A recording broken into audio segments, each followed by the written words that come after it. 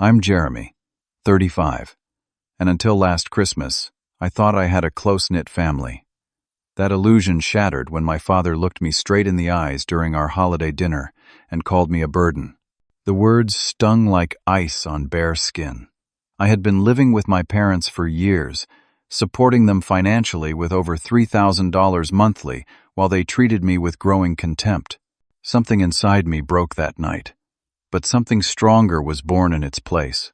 Before I tell you how I watched their comfortable life crumble, let me know where you're watching from in the comments, and subscribe if you want more stories about standing up for yourself. Growing up in our middle-class suburban home in Michigan, I had what many would consider a normal childhood. My father, Thomas, was a production manager at a local manufacturing plant, while my mother, Linda, worked part-time as a school administrator. In those early years, our family dynamic seemed healthy. Dad coached my Little League baseball team, Mom never missed a school concert, and our weekends were filled with family outings to local parks and occasional camping trips. My relationship with my father started positively. He taught me to ride a bike, helped with science fair projects, and beamed with pride when I brought home good grades. But around my middle school years, I noticed subtle changes in his demeanor. His encouragement gradually transformed into expectation, then demand, and finally criticism when I failed to meet his increasingly high standards. "Jeremy, second place might as well be first loser," he would say whenever I didn't top my class. What began as pushing me to excel eventually became a constant pressure that nothing I did was ever quite good enough. Despite this growing strain, I excelled academically. High school was a time of academic achievements and athletic success in track and field. I maintained a 4 gigapascals and secured a partial scholarship to Michigan State University for engineering. While my mother celebrated these accomplishments, my father would simply nod and ask why the scholarship wasn't full. College presented new challenges. During my sophomore year in 2008, the economic recession hit our family hard. Dad's manufacturing plant downsized, and he was demoted with a significant pay cut. Mom had to take on additional hours, and the financial stress at home became palpable during my visits. By my senior year, the situation had deteriorated further. Dad was laid off entirely and struggled to find comparable work at his age. Their mortgage became increasingly difficult to manage, and credit card debt mounted as they tried to maintain their lifestyle. The financial security I had grown up with was crumbling. When I graduated with my computer science degree in 2012, I had multiple job offers, including positions in California and Texas, that promised excellent starting salaries. However, during what should have been a celebration dinner after my graduation ceremony, Mom tearfully confessed they were 3 months behind on the mortgage and facing potential foreclosure. "We didn't want to burden you during your studies," she explained, dabbing at her eyes with a napkin. Dad sat silently, his pride visibly wounded. That night, I made a decision that would shape the next decade of my life. Instead of accepting those out-of-state opportunities, I took a local position with a financial software company and moved back into my childhood bedroom. The salary was lower, but it allowed me to help my parents financially while they got back on their feet. Or so I thought. Initially, both parents expressed profound gratitude for my support. I started by covering just the mortgage for a few months, which turned into a year. Then I added the utility bills when Dad mentioned their electricity might be shut off. Soon, I was handling their car payments too, as both vehicles were apparently at risk of repossession. What began as temporary assistance evolved into a permanent arrangement. Every time my parents seemed close to financial recovery, some new crisis emerged. Dad's job prospects remained limited, and he eventually settled for a position paying less than half his former salary. Mom developed arthritis, limiting her working hours further. By the time I had been home for 3 years, I was effectively covering the mortgage, utilities, both car payments, home, and auto insurance, property taxes, and most of the groceries. My parents' contribution to their own living expenses had dwindled to minimal amounts, while my monthly outlay had grown to over $3,000. Despite this substantial financial support, The dynamic with my father grew increasingly strained. He seemed to resent my success and the role reversal that had made me the primary provider. Small criticisms became daily occurrences. He questioned my work ethic even though I was supporting multiple adults. He criticized my spending habits while benefiting from that very spending. He commented on my weight, my clothes, my haircut, my friends, my dating life, all while living largely on my dime. The man who had once been my childhood hero had become someone I increasingly struggled to respect. Yet family obligation and concern for my mother kept me tethered to this arrangement far longer than was healthy for any of us. My career as a software developer allowed me to work remotely, which meant spending most days in the same house as my father.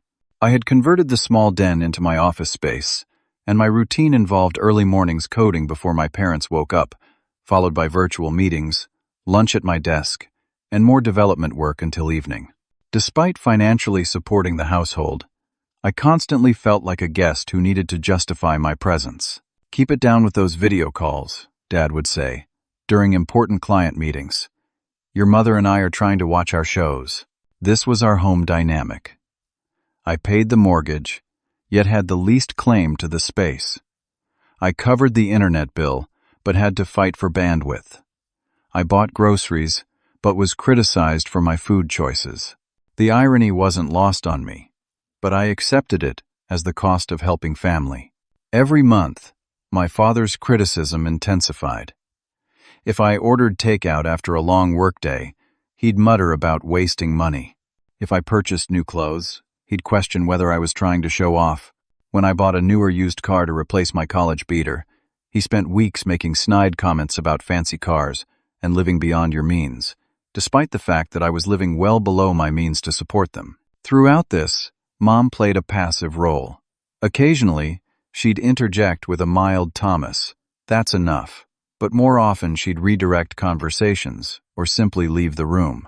Her conflict avoidance had been a family pattern for decades, but its impact felt more significant as tensions rose. Specific incidents stand out in my memory.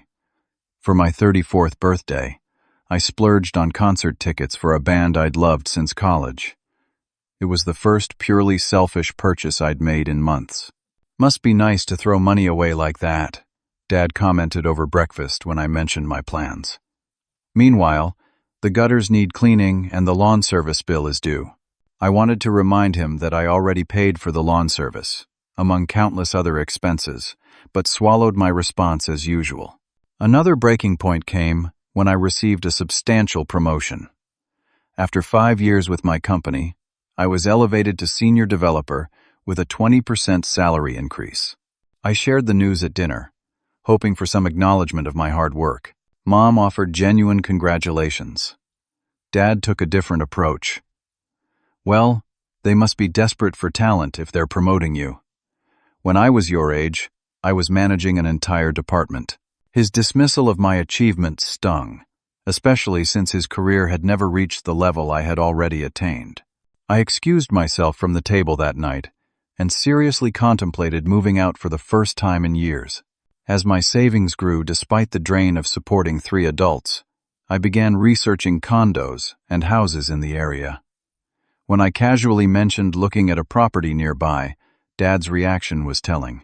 "Real estate is a terrible investment right now," he declared, despite having no background in property markets.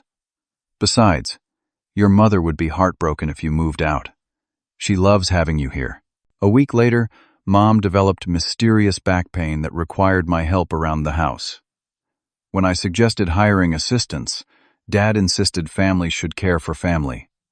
The timing seemed suspiciously convenient. These manipulative patterns became increasingly obvious, yet I remained caught in their web. My sense of obligation outweighed my growing resentment. After each frustrating interaction, I reminded myself that these were my parents, that they had raised me, that they were struggling financially through no fault of their own. I began seeing a therapist, Dr. Lawson, to help navigate these complex emotions. During our weekly sessions, she gently questioned the sustainability of my situation. "Jeremy, you've created a dynamic where your parents are dependent on you, but they still treat you as a child," she noted during one particularly insightful session. Have you considered that establishing boundaries might be healthier for everyone involved? I acknowledged the truth in her words, but expressed concern about my parents' financial survival without my support. They're in their 60s now. Dad can't find decent work. Mom's health is declining. If I pull away, what happens to them? That's a valid concern, she conceded. But at what point do their financial difficulties stop being your responsibility? And how much of their situation stems from choices they've made versus genuine misfortune? These questions haunted me, especially as the holiday season approached. Christmas had always been a big deal in our family. In previous years, I had funded elaborate celebrations, purchasing gifts, decorations, and special foods, despite Dad's complaints about unnecessary extravagance. This year would be different, though I didn't yet know how drastically things would change. The Christmas season began as it always had, with Mom directing the decoration of our artificial tree while Christmas carols played in the background.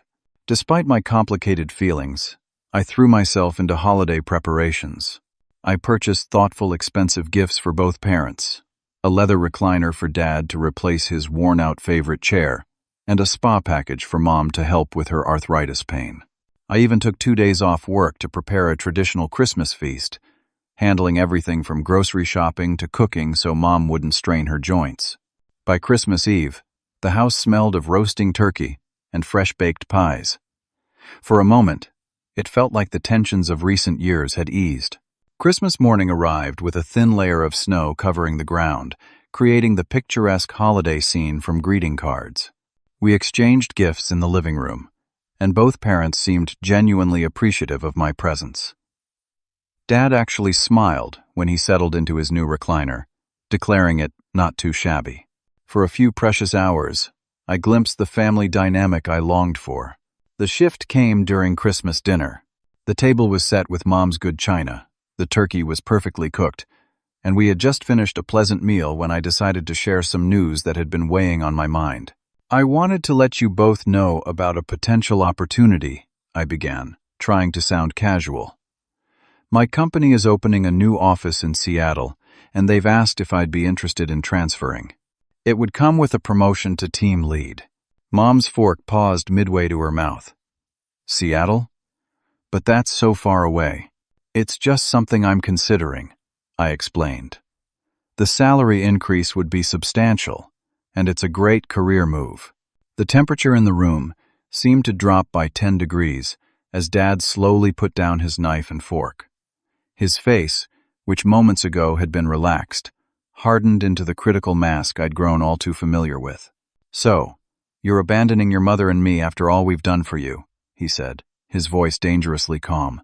Dad, it's not about abandoning anyone. It's a career opportunity, and I'd make sure you both were taken care of financially. Taken care of? His voice rose. Like we're some charity case? Some burden for you to manage from across the country? That's not what I meant, I protested. I just meant I'd continue helping with bills and bills that you only pay because you live here, he interrupted. Using our electricity, eating our food, taking up space in our home. The injustice of his statement left me momentarily speechless. I paid for the electricity. I bought most of the food. I covered the mortgage on the home he was claiming as exclusively theirs. Thomas, Mom interjected weakly. Jeremy has been very generous. He dismissed her with a wave. Generous? He lives here rent-free and thinks throwing money at bills makes him some kind of savior. Rent-free? I finally found my voice. Dad, I pay the mortgage. I pay most of the bills. I've been supporting this household for years. His face flushed with anger. There it is. Finally, the truth comes out. You think we owe you something. You hold your financial support over our heads while planning your escape. That's not fair, I said, struggling to keep my tone even. I've never complained about helping out. I'm just sharing a potential opportunity, an opportunity to abandon your family, he spat. Some son you turned out to be. Thomas, please, Mom pleaded, tears forming in her eyes. But Dad was building to a crescendo, years of resentment pouring out. You know what? Maybe you should take that job. Maybe we'd be better off without you here. With your condescending attitude and your constant reminders of how much you do for us. I stared at him, hurt, and confusion rendering me silent. You think you're so important, he continued, his voice rising with each word. But you're a burden, Jeremy. Always have been. First with your expensive college, now with your presence in our home, judging us, making us feel small. Stop it, Mom cried, but he ignored her. Dad stood up, towering over the holiday table. Get out. Get out of my house. Your house? I finally responded, my voice barely above a whisper. I pay the mortgage. Get out! He roared, slamming his fist on the table, causing dishes to rattle. I don't care where you go or what bills you pay. This is my family, my home, and I want you gone. I pushed back my chair and stood, meeting his gaze. Is that really what you want, Dad? You heard me. Pack your things and go celebrate Christmas with someone who wants you around. Without another word, I walked out the front door into the cold December night. No coat, no destination in mind. I just needed to escape the toxic atmosphere and process what had just happened. Snow crunched beneath my feet as I walked aimlessly through the neighborhood, past houses with warm lights and families celebrating together. Hours later, after my anger had cooled enough to think clearly, I returned to a silent house. The Christmas dinner remained on the table, abandoned. Mom and Dad had apparently retired to their bedroom. I climbed the stairs to my room and sat on the edge of my bed, reviewing the events of the evening and the years leading up to it. I couldn't sleep. Instead, I pulled out my laptop and began reviewing my finances. I opened spreadsheets detailing every bill I paid, every account in my name, every automatic payment set up from my bank account. The numbers were startling when viewed in total: $3,245 monthly, on average, spent supporting my parents over the past 7 years. More than $250,000 since I had moved back home. In my desk drawer, I found folders of financial documents, evidence of my parents' growing dependence, mortgage statements in my name, from when I had refinanced the house to lower their payments. Utility accounts transferred to me when their credit became too poor to maintain service. Car loan documents showing me as the primary borrower. As dawn broke on the day after Christmas, I had a moment of crystal clarity. I had been enabling a toxic situation out of misplaced loyalty, and it was time for that to end. The morning light filtered through my blinds as I heard movement downstairs. I had spent the entire night reviewing documents and planning my next steps. My eyes burned from exhaustion, but my mind was clearer than it had been in years. When I finally ventured downstairs, Dad was at the kitchen table reading his tablet, as if nothing unusual had happened. Mom was quietly preparing breakfast, her eyes red-rimmed from crying. Morning, Dad grunted without looking up. I didn't respond. Instead, I poured a cup of coffee and returned to my room, where I began methodically packing my belongings. Years of living in my childhood home had accumulated more possessions than I realized. I focused on essentials first: clothes, personal documents, electronics, and sentimental items that couldn't be replaced. As I packed, I conducted a mental inventory of all the bills and accounts in my name. The mortgage, $1,850 monthly, refinanced into my name 3 years ago when Dad's credit score had dropped too low to qualify. Utilities. Electricity, $180 divided by month.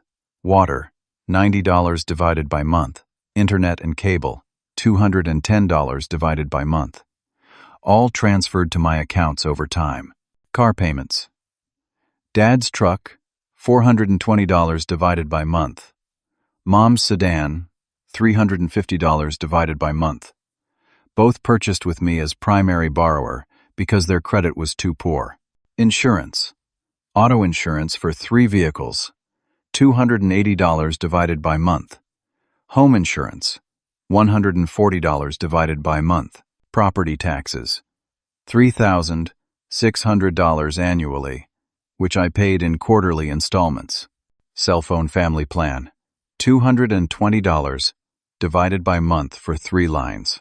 streaming services, subscriptions, and various recurring payments. Approximately $100 divided by month. Together, these expenses totaled over $3,600 monthly during winter months, slightly less in summer when heating costs decreased. I had been allocating nearly 60% of my take-home pay to supporting my parents' lifestyle. I opened my laptop and created a new checking account at a different bank, one my parents had no connection to. I transferred a significant portion of my savings, leaving enough in my original account to cover any pending transactions. Next, I systematically went through each bill and subscription. I didn't cancel them immediately, as I didn't want to leave my parents without essential services during winter. Instead, I removed the autopay features and documented when each payment would come due next. This would give my parents notice through final bills rather than sudden service terminations. For accounts that were solely in my name, I contacted customer service to update my mailing address to a P.O. box I had maintained for work purposes. This would ensure I received all relevant notices without my parents intercepting them. While organizing my financial separation, I texted my friend Alex, who had often offered his guest room during our late-night conversations about my family situation. "Remember that offer to crash at your place? Is it still open?" I wrote. His response came quickly. "Absolutely. Everything okay? We'll explain when I see you. Might need a week or two while I find my own place. Stay as long as you need. Have spare key under the planter." With temporary housing secured, I contacted a family lawyer I had consulted years ago about estate planning.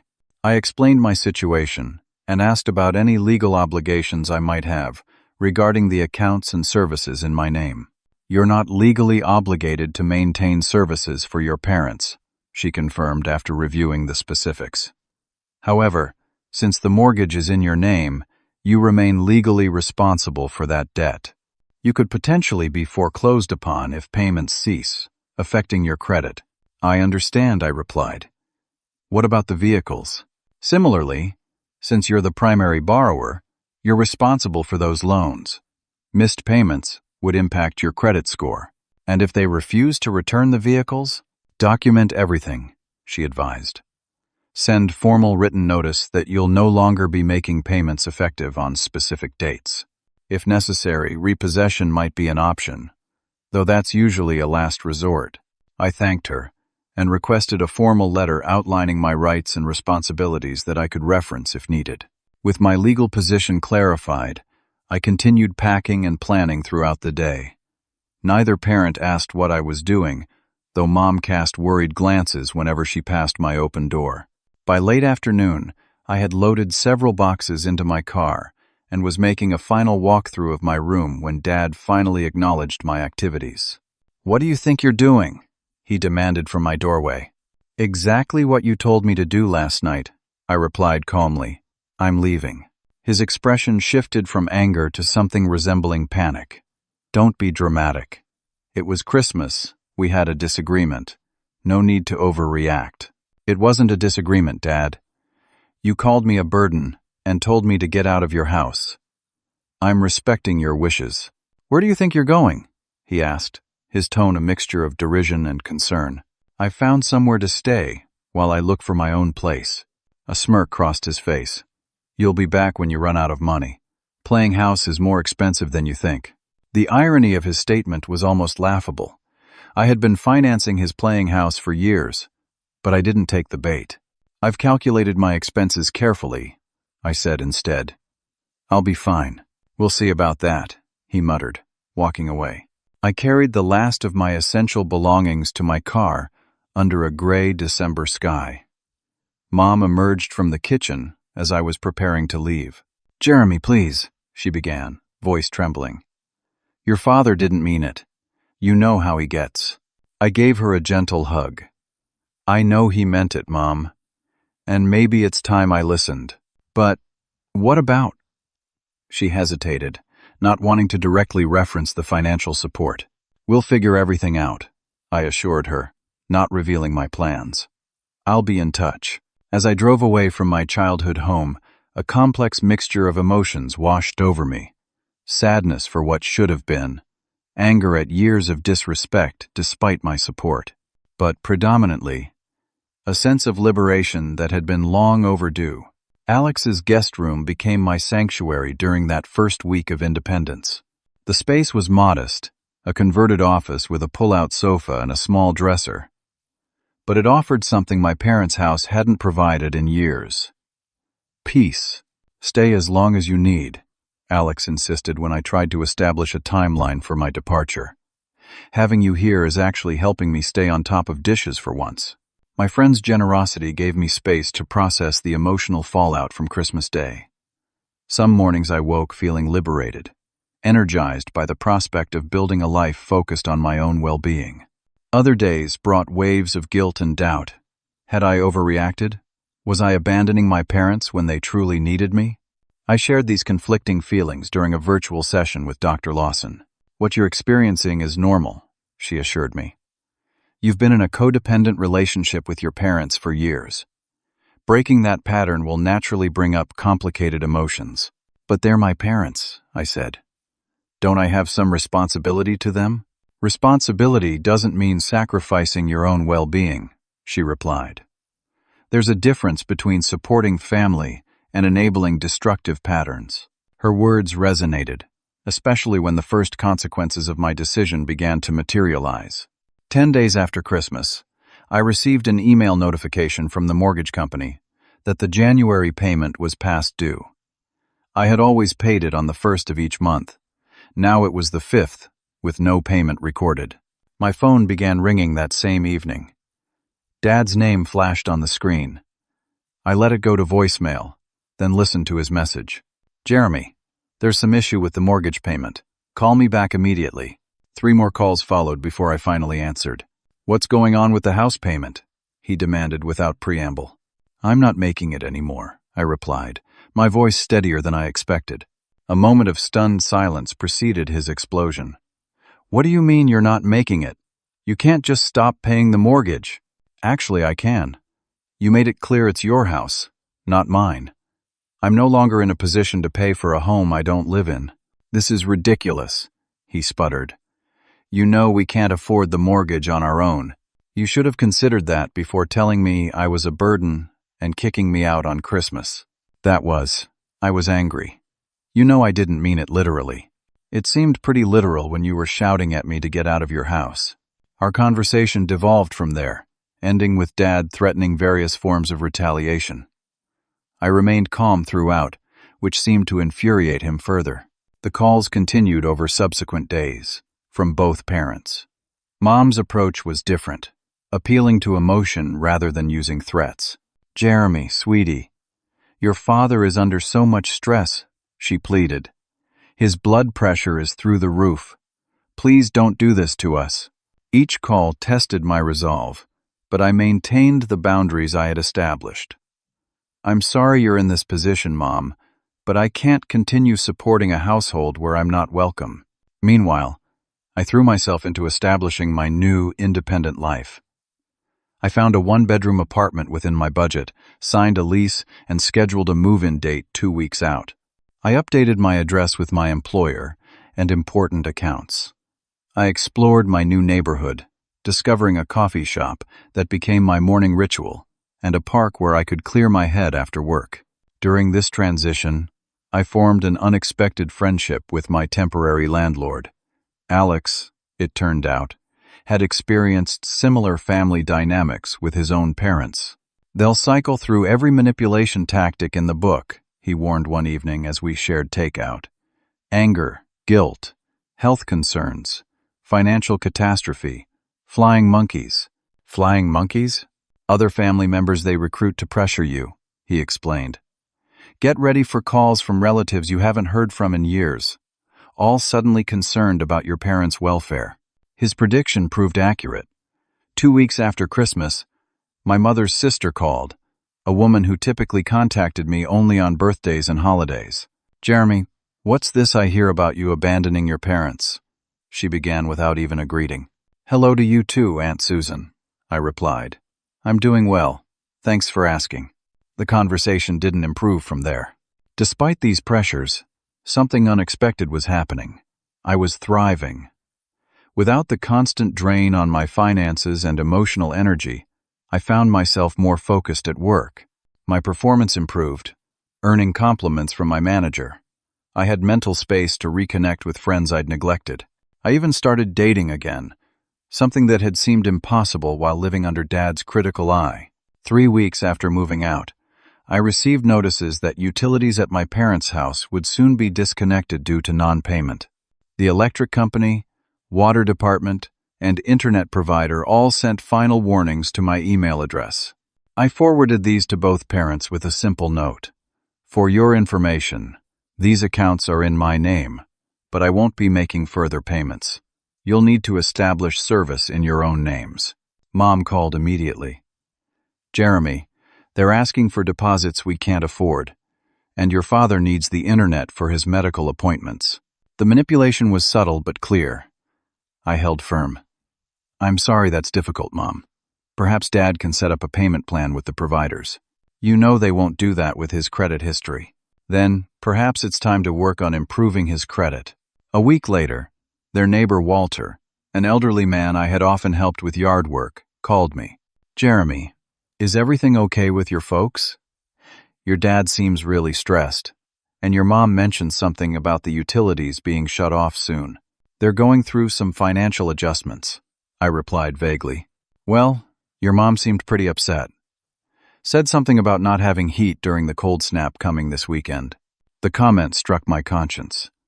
Michigan winters were brutal, and the forecast called for temperatures well below freezing.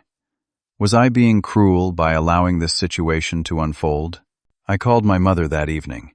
Mom, do you and Dad have a plan for when the utilities are shut off? Her voice was small, defeated. Your father refuses to discuss it. He says you'll come to your senses eventually. That's not going to happen, I said gently. I can help you apply for emergency assistance programs if you'd like. Your father would never accept charity. Then he needs to accept reality. As January progressed, I learned through Walter that my parents' electricity had been disconnected for 2 days before they paid the minimum required to restore service. The internet remained off, and they were using Dad's phone as a hotspot with its limited data plan. I also discovered, through a chance conversation with my parents' longtime friend Margaret, that Dad's medical appointments were actually consultations for his gambling problem, a secret he had apparently kept from me for years. I thought you knew, Margaret said when she realized she had revealed something private. The gambling is why they were in such financial trouble to begin with. Your dad lost most of their retirement savings at the casino before you moved back home. This revelation shifted my perspective dramatically. What I had believed was temporary misfortune, due to the recession, had actually been the result of Dad's addiction. My financial support hadn't been helping them get back on their feet. It had been enabling Dad to avoid confronting his destructive behavior. The knowledge helped me reconcile my lingering guilt with my decision to establish boundaries. I wasn't abandoning parents in genuine need. I was refusing to continue funding a harmful pattern. By early February, I had settled into my new apartment and established routines that prioritized my well-being. My one-bedroom unit, though smaller than my parents' house, felt spacious in its freedom. I decorated minimally but thoughtfully, creating a calm environment that reflected my personality rather than decades of family history. At work, my productivity soared without the constant stress of home tensions. My manager noticed the change during our monthly review. Whatever changes you've made in your personal life, they're working, she commented.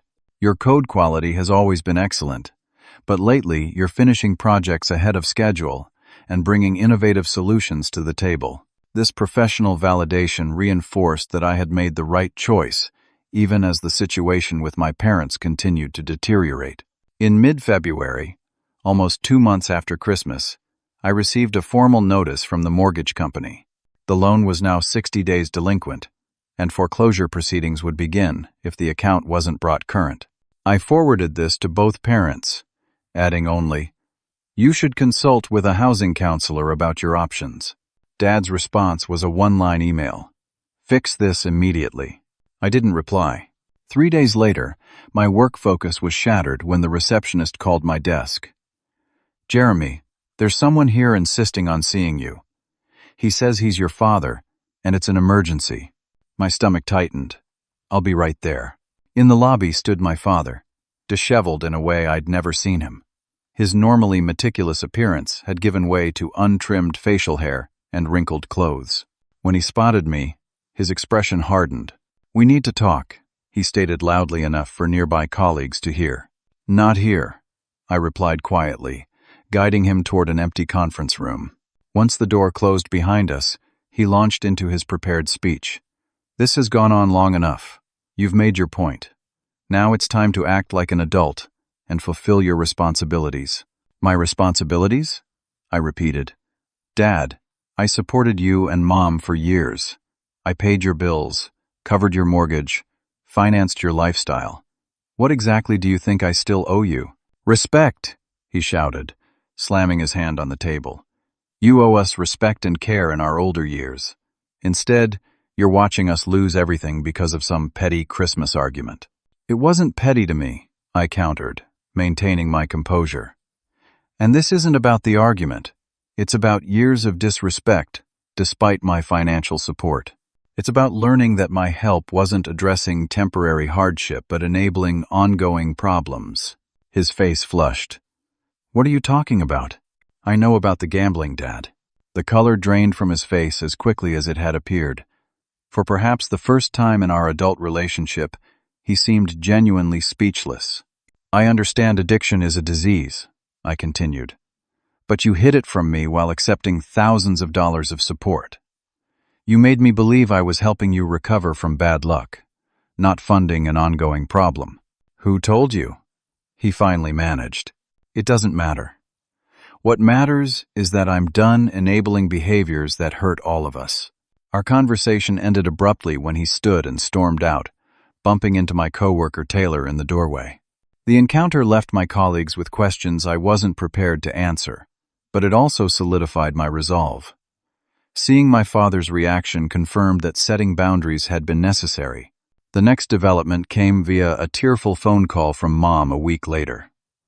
After dodging my questions about Dad's whereabouts, she finally admitted the truth. "He's staying with his brother," she said between sobs. "We had a horrible fight after he came back from seeing you. I told him I was tired of pretending, that he needed to admit his gambling to you years ago. He said some terrible things, Jeremy." "I'm sorry, Mom," I said, genuinely concerned for her. "Are you safe?" "Yes, but I'm alone, and I don't know what to do. The bank sent another notice about the house, and now the car is gone." "What do you mean, gone?" "They took it. Repossessed it yesterday when I was at the grocery store. I had to call a cab to get home. Everyone in the neighborhood saw. The repossession didn't surprise me. I had received notices but hadn't opened them, knowing they would detail the consequences of non-payment. What surprised me was feeling compassion without the crushing guilt that would have accompanied this news months earlier. "Do you have a plan?" I asked gently. "Your father wants me to beg you to reconsider. He says if you pay the back amounts, we can pretend this never happened." "And what do you want, Mom?" The question seemed to startle her. After a long pause, she spoke in a voice barely above a whisper. "I want to stop pretending everything is fine when it isn't." That conversation marked a turning point. Over the next few weeks, relatives from both sides of the family called to express concern or outrage, depending on which version of events they'd heard. Some accused me of elder abandonment. Others, who had witnessed Dad's behavior over the years, offered quiet support for my decision to establish boundaries. Walter, my parents' neighbor, became an unexpected ally and information source. He called periodically with updates. "Your mom's staying with her sister now," he reported in early March. "Your dad came back for a few days, but they were arguing something fierce. Could hear them all the way from my porch." Later that same week, some official-looking folks posted notices on the door. "Your dad tore them down, but I think they were from the bank." Through these updates, I learned that the financial reality was finally forcing my parents to confront long-avoided truths. Dad's gambling had created the initial crisis. Mom's avoidance had allowed it to continue unchecked. My support had temporarily masked the consequences but ultimately enabled the dysfunction to persist. By mid-March, almost 3 months after Christmas, my concerns shifted to my father's health. Walter reported that Dad looked unwell during his increasingly rare appearances at the house. Lost weight, dark circles under his eyes, hands shaking when he collects the mail. Not looking good, Jeremy. I contacted Mom, who was still staying with her sister. How's Dad's health? I asked directly. Not good, she admitted. His blood pressure is dangerously high. Doctor says it's stress-related. He blames you, of course. Is he getting treatment? When he remembers to take his medication. He's not exactly reliable these days. The knowledge weighed on me, but Dr. Lawson helped me maintain perspective during our sessions. You didn't cause his health problems, Jeremy. These are the consequences of long-term choices and behaviors. You can care without taking responsibility. In late March, I received a call from a number I didn't recognize. It was a social worker from the local hospital. Mr. Wilson, your father Thomas has been admitted with concerns of a possible minor stroke. He's stable, but he's asking for you. The request surprised me. Did he ask for you to call me specifically? No, she admitted. He asked for his wife, but she provided your contact information and suggested we reach out to you as well. I visited the hospital that evening, unsure what to expect. Dad looked diminished in the hospital bed, tubes connecting him to various monitors. When he saw me, a complex mix of emotions crossed his face. Relief, shame, anger, and something that might have been regret. You came, he said simply. Of course I did, I replied, taking a seat beside the bed. How are you feeling? Like hell. Doctor says my blood pressure was high enough to blow out my eyeballs. Despite everything, I almost smiled at the familiar exaggeration. What happened? Woke up with the room spinning. Couldn't feel my left arm. Neighbor called the ambulance. He paused, then added grudgingly, Walter, your spy. He's not my spy, Dad. He's just a decent neighbor who cares about you both. We sat in uncomfortable silence for several minutes before he spoke again. House is gone. Bank's taking it next week. I nodded. I heard. Do you and Mom have a plan? Your aunt found us a small apartment near her place. Nothing fancy, but it'll do until... He trailed off. Until what? Until we figure things out, he finished, avoiding my gaze. I watched my father, this proud man now humbled by consequences, and felt an unexpected wave of compassion. Not enough to resume financial support, but enough to offer something else. Dad, if you're serious about figuring things out, I can help connect you with resources. Financial counseling, support groups for gambling addiction, assistance programs. I don't need charity, he said reflexively. It's not charity. It's support for making changes, different from what I was doing before. He didn't respond directly, but when I left that evening, he didn't reject the resource pamphlets I left on his bedside table. A week later, from the parking lot of my apartment building, I watched from a distance as my parents moved their remaining possessions from the house they had lived in for over 30 years into a small rental truck. Mom supervised while Dad, still moving slowly after his health scare, carried out smaller items. The sight brought a complex mix of emotions, sadness for what had been lost, hope that this forced change might lead to healthier patterns, and a quiet certainty that I had made the necessary choice for my own well-being. 6 months after that fateful Christmas dinner, my life had transformed in ways I could never have predicted. My apartment, initially a temporary refuge, had become a true home. I had personalized the space with carefully chosen furnishings, photographs from recent adventures, and even a few houseplants that were somehow thriving under my care. My career had advanced significantly. The focus and energy previously consumed by family drama was now channeled into professional growth. I had accepted the promotion to team lead, though I negotiated to remain in Michigan rather than relocating to Seattle.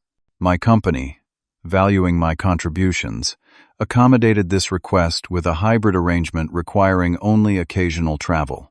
My relationship with my parents had evolved into something I never expected. After the foreclosure and Dad's health scare, my mother made a decision that shocked our entire family. After 40 years of marriage, she separated from my father. "I should have done this years ago," she told me during one of our monthly coffee meetings. "Not because I don't love him, but because sometimes love means not participating in someone's self-destruction." Mom had moved into her own small apartment and found part-time work at a local library. The job didn't pay much, but combined with her Social Security benefits and careful budgeting, she was managing independently for the first time in decades. I occasionally helped with unexpected expenses, but our relationship was no longer defined by financial dependence. "I'm sorry I didn't stand up for you that Christmas," she said during one particularly honest conversation. "I was so afraid of being alone that I enabled his worst behaviors. It cost me my son's respect and nearly cost you your well-being. You're making up for it now," I assured her. "Standing on your own feet, setting your own boundaries." My father's journey was more complicated. After the minor stroke and loss of the house, he hit what could only be described as rock bottom. For weeks, he cycled between blaming me, begging Mom to reconcile, and denying the severity of his gambling problem. The turning point came in April when, unable to afford rent after spending his disability check at the casino, he was forced to sleep in his truck for 3 nights. This final humiliation broke through decades of denial. I received a handwritten letter from him, the first in my memory. The handwriting was shaky but determined. "Jeremy, I have been a poor father and a worse man. For years I blamed everyone but myself for problems I created. I criticized you to avoid facing my own failures. When you supported us financially, I resented you because your success highlighted my failures. I am in a Gamblers Anonymous program now. My sponsor says making amends is essential to recovery. I don't expect forgiveness, but I want you to know I recognize the damage I've done. You were never a burden. You were the strength of our family, and I punished you for it. I am deeply sorry. Dad." The letter wasn't a magic solution to years of toxicity, but it opened a door to cautious reconciliation. We began meeting monthly for coffee, establishing a relationship with firm boundaries and new expectations. I made it clear I would support his recovery, but not his gambling. I would listen to his struggles, but not his blame. I would respect his journey, but prioritize my own well-being. Surprisingly, he accepted these terms. The stroke had been a warning he couldn't ignore, and losing both his home and his wife had stripped away the denial that had protected his addiction for so long. "I never thought I'd be starting over at 65, he admitted during one of our meetings, learning basic budgeting like some teenager. "It's never too late to learn," I replied, thinking of my own delayed lessons in boundary setting. Beyond family, my social life flourished in unexpected ways. Alex, my temporary landlord during those first difficult weeks, became a close friend and introduced me to a circle of people who understood family complexity. Through them, I met Melissa, a kindergarten teacher whose warmth and boundaries made me realize how much I had compromised in previous relationships. "You're different from other guys I've dated," she told me after we had been seeing each other for a few months. "You're clear about what you want and don't want. No game playing." I learned the hard way what happens when you don't set boundaries, I explained. My therapy sessions with Dr. Lawson continued, though we had reduced the frequency to monthly check-ins. During one session, she asked me to reflect on what I had learned through this experience. "I used to think love meant sacrifice at any cost," I told her.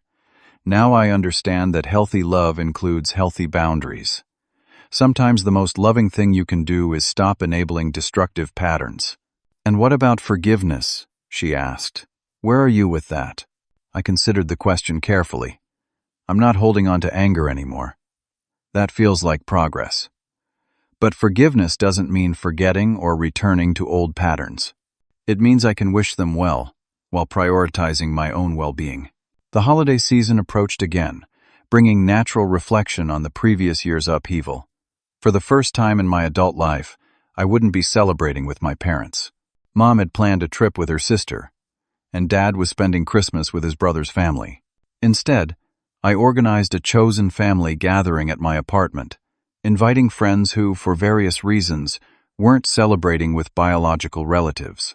We planned a potluck dinner, a gift exchange with a strict $20 limit, and board games into the evening. As I prepared my apartment for this new tradition, I realized the previous Christmas, painful as it was, had given me an unexpected gift: freedom. Freedom from toxic patterns that had constrained all our lives. Freedom to create relationships based on mutual respect rather than obligation. Freedom to establish holiday traditions that nourished rather than depleted. The true revelation wasn't that I had cut off bills and watched my parents' comfortable life crumble.